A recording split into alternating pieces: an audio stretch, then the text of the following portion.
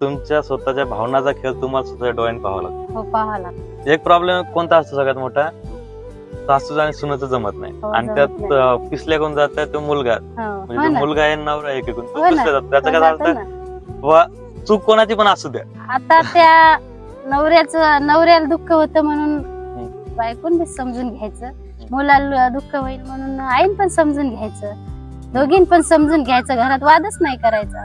समजूतदारपणा प्रत्येकाच्या अंगात असला समजूतदार पाहिजे. असलाच पाहिजे.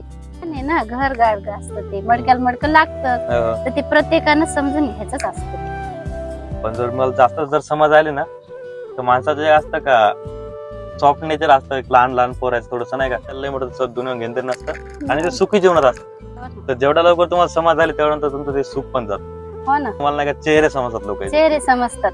हा, जेवढं समजून घेतो का तेवढं त्याला जास्त त्रास होतो, तरी पण ते समजदार माणूस ते सहनच करून घेत असत. समजूतदारपणा पण कधी कधी घातक वाटत नाही. नाही वाटतो ना, समज घेतली ना हम्म. ते जास्तच हे होत असतं, तरी पण आपल्याला समजून घ्यावंच लागतं.